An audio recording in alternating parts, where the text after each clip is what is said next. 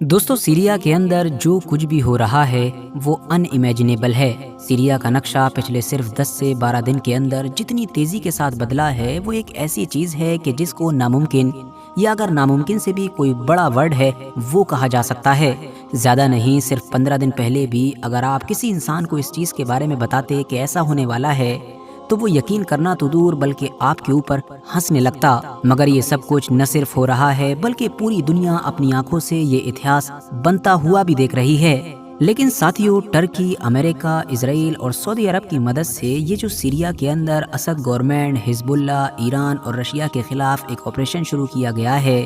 तो जब से ही ये ऑपरेशन शुरू हुआ है तब से इन तमाम चीज़ों के बीच में जो नाम सबसे ज़्यादा चर्चाओं में है वो है HTS का।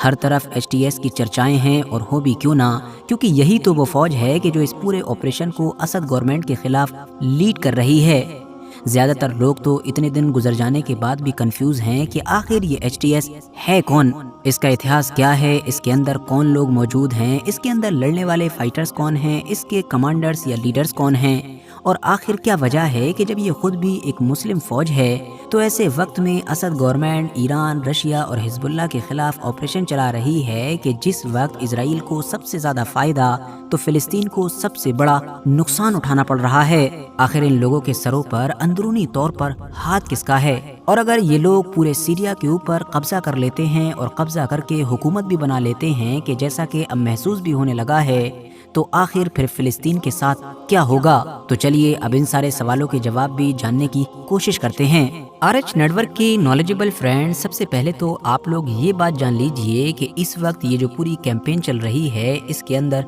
दो पार्टीज नजर आ रही हैं। एक तो SNA है, मतलब कि वही सीरियन नेशनल आर्मी कि जिसको ऑफिशियली बिल्कुल डायरेक्टली टर्की सपोर्ट करता है और जिसने पिछले कई सालों से टर्की की मदद से ही सीरिया में टर्की की बॉर्डर की साइड पर बफर जोन बना रखे हैं। जबकि जो दूसरी पार्टी है और जो मेनली इस पूरी कैंपेन को, इस पूरे ऑपरेशन को लीड भी कर रही है वो है HTS, जिसको आमतौर पर हयात तहरीर अशाम के नाम से भी पुकारा जाता है। ये दरअसल एक पॉलिटिकल और मिलिटेंट ग्रुप है कि जो पिछले कई सालों से टर्की वाली साइड में सीरिया के एक छोटे से इलाके में एक्टिव रहा है। वैसे तो आपको बहुत सारे लोग ये भी बताते होंगे कि इस ग्रुप की शुरुआत 2016, 17 और 18 के दौर में हुई है, लेकिन ये सच्चाई नहीं है, क्योंकि इस ग्रुप की शुरुआत किसी न किसी शक्ल में 2011 में ही हो चुकी थी कि जब सीरिया के अंदर अल नुसरा फ्रंट नाम का एक ग्रुप बनाया गया था, जिसको बनाने में मेन किरदार इस ग्रुप के लीडर यानी कि अबू मोहम्मद अल जौलानी ने अदा किया था। और साथ ही साथ ये भी माना जाता है कि ISIS के लीडर अबू बकर अल बगदादी ने भी इस ग्रुप को बनाने में अहम भूमिका निभाई थी। ये दरअसल सीरिया के इलाके में ही कायम की गई अलकायदा की एक नई ब्रांच थी,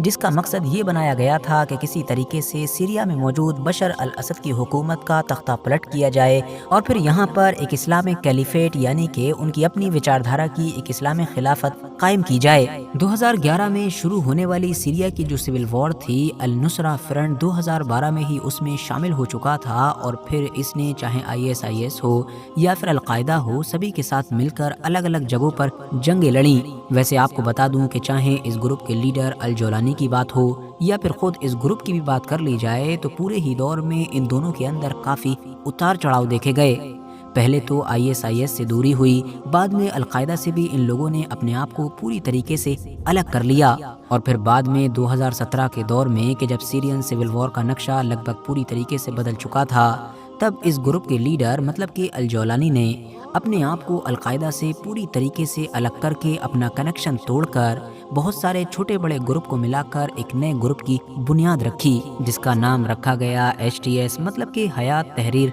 अशाम। वैसे आपको बता दूं कि 2017 में इस ग्रुप के लीडर ने और इस ग्रुप ने सिर्फ अपनी पहचान या नाम ही नहीं बदला बल्कि आइडियोलॉजी भी बदली, क्योंकि पहले जहां एक तरफ अलकायदा और ISIS की तरह इस्लामिक कैलिफेट को कायम करना इनका मकसद हुआ करता था, तो बाद में अब इस नए ग्रुप के साथ इनकी आइडियोलॉजी थी सीरियन नेशनलिज्म, मतलब कि सिर्फ और सिर्फ बशर अल असद की हुकूमत को किसी तरीके से उखाड़ फेंकना और वहाँ पर एक नई हुकूमत का गठन करना। इसीलिए बहुत सारे एक्सपर्ट्स ये भी मानते हैं कि इस ग्रुप ने ये काम इसलिए किया था क्योंकि 2017 आते आते इस ग्रुप को ये महसूस हो चुका था कि वो सीरिया में काफ़ी अलग थलग और कमज़ोर पड़ चुका है, तो इसीलिए उसने अपना ये नाम, अपनी ये पहचान बदल ली ताकि बाहर की ताकतों से ज़्यादा मदद मिल सके। और वो इंटरनेशनल कम्युनिटी में कुछ मकबूलियत हासिल कर सके। जबकि कुछ एक्सपर्ट्स ये भी मानते हैं कि शायद ये आइडिया इस ग्रुप के दिमाग में खुद से ना आया हो, बल्कि दुनिया की जो कुछ बड़ी बड़ी ताकतें हैं कि जो इस ग्रुप का इस्तेमाल करना चाहती थी, इसको सपोर्ट करना चाहती थी, मगर क्योंकि इसके ऊपर तो पहले से ही बहुत बड़े बड़े दाग लगे हुए थे, ये तो आतंकवादी ग्रुप था, तो इसीलिए उन्होंने ही जानबूझकर इसका नाम बदलवाया होगा, इसकी रीब्रांडिंग की, ताकि उनको सपोर्ट करने में कोई प्रॉब्लम ना हो सके। 2017 के बाद से ही इस ग्रुप ने सीरिया के एक खास इलाके में अपने पैर जमाने शुरू कर दिए थे, और वो इलाका था टर्की वाली साइड में जो इदलिब शहर है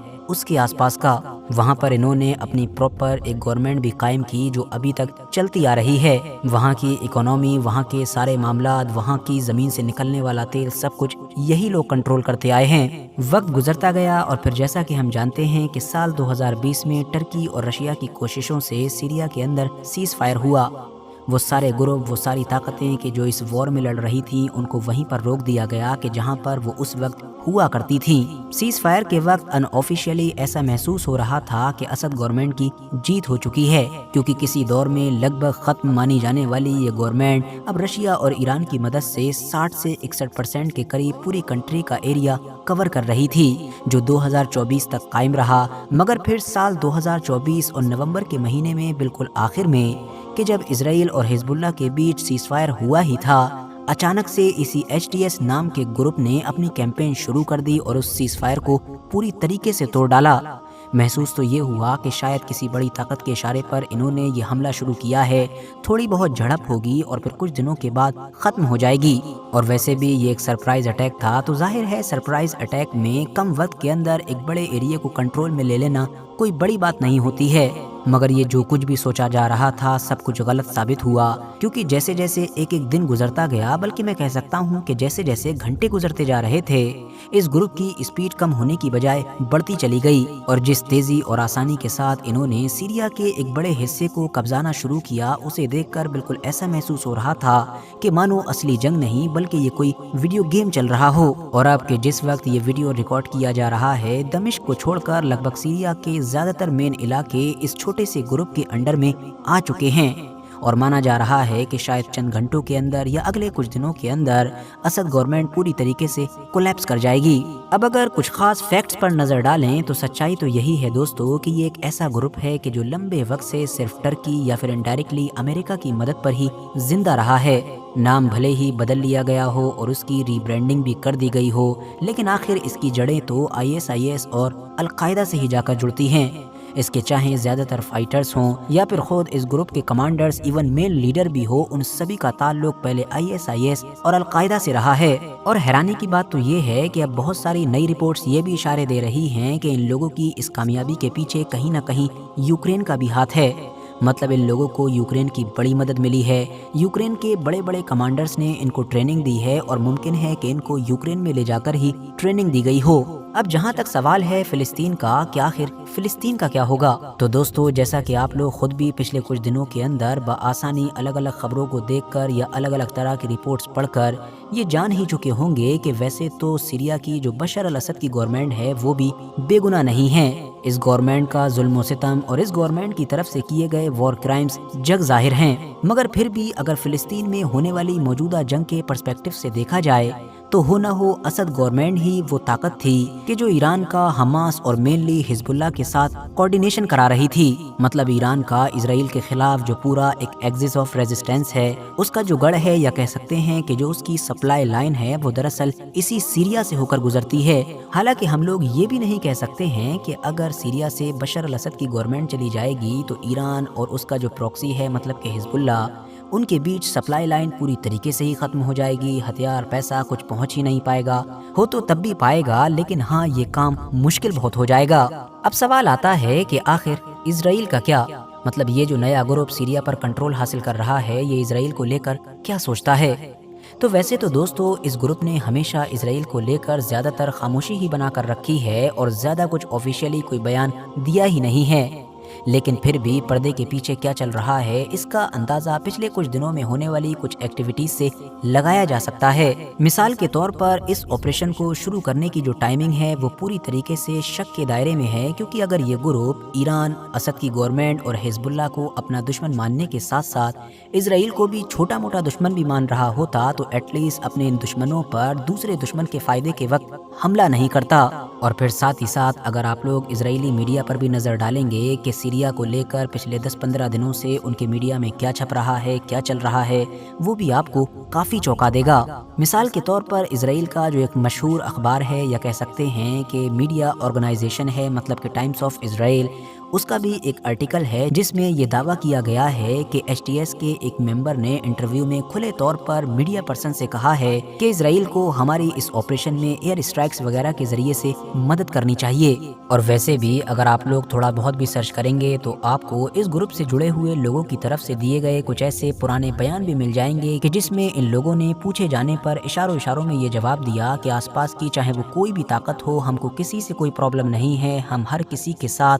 कोऑपरेट करने के लिए तैयार हैं। बस हमारी जो प्रॉब्लम है, हमारी जो दुश्मनी है वो असद गवर्नमेंट से है या फिर अंदर ही मौजूद जो असद गवर्नमेंट के सपोर्टर हैं, मतलब कि हिजबुल्लाह, ईरान या रशिया वगैरह की अंदर मौजूद फौज, उन सब से है। अब इस बात से कम आप ये तो अंदाज़ा लगा सकते हैं कि हाँ, इन लोगों के पावर में आ जाने की वजह से ईरान का जो एक्सिस ऑफ रेजिस्टेंस है वो काफ़ी कमज़ोर पड़ेगा। उसके साथ ना तो ये काम करेगा और ना ही उसको सीरिया में पैर जमाने देगा। हाँ, वो बात अलग है कि अगर बाद में ये ग्रुप ही इसराइल के लिए मुसीबत साबित हो जाए, मतलब जैसा कि लोग सोच रहे हैं कि ये इसराइल के फेवर में है और बाद में ये उसका उलट निकले, तो फिर मुमकिन है कि इसराइल के लिए ये ईरान से भी बड़ी मुसीबत साबित हो। हालांकि दोस्तों, यहाँ पर हम ये भी नहीं भूल सकते हैं कि भले ही ये ग्रुप असद गवर्नमेंट के पूरे एरिए पर बड़ी आसानी के साथ कंट्रोल हासिल कर रहा हो, लेकिन इतनी आसानी के साथ ये शायद बाद में हुकूमत नहीं बना पाएगा। उसकी वजह ये है कि ये जो आपको एचटीएस बताया जा रहा है, ये दरअसल कोई तालिबान की तरह इकलौता ऑर्गेनाइज ग्रुप नहीं है, बल्कि ये तो बहुत सारे छोटे बड़े ग्रुप से मिलाकर एक बड़ा ग्रुप बनाया गया है। मतलब एचटीएस के अंदर भी इतनी छोटी बड़ी ताकतें हैं, इतने छोटे बड़े मिलिट्री ग्रुप हैं कि जिनके आप लोग नाम भी याद नहीं रख सकते हैं। तो इसीलिए बदकिस्मती के साथ कहना पड़ रहा है, लेकिन ये सच्चाई है कि ज़्यादा पॉसिबिलिटीज़ यही हैं कि कंट्रोल हासिल कर लेने के बाद फिर इस ग्रुप के अंदर ही जो बहुत सारे अलग अलग ग्रुप्स हैं उनमें पावर हासिल करने के लिए लड़ाई शुरू हो जाएगी और सीरिया की किस्मत में शायद फिर से सुकून नहीं आ पाएगा। बाकी दोस्तों, सीरिया में क्या कुछ होगा, इससे इजराइल और फिलिस्तीन पर क्या असर पड़ेगा, ईरान और हिजबुल्लाह पर क्या असर पड़ेगा, ये तो आने वाला वक्त ही बताएगा। बाकी इस पूरे मुद्दे पर आप लोगों की क्या राय है, कमेंट्स बॉक्स में ज़रूर बताएं।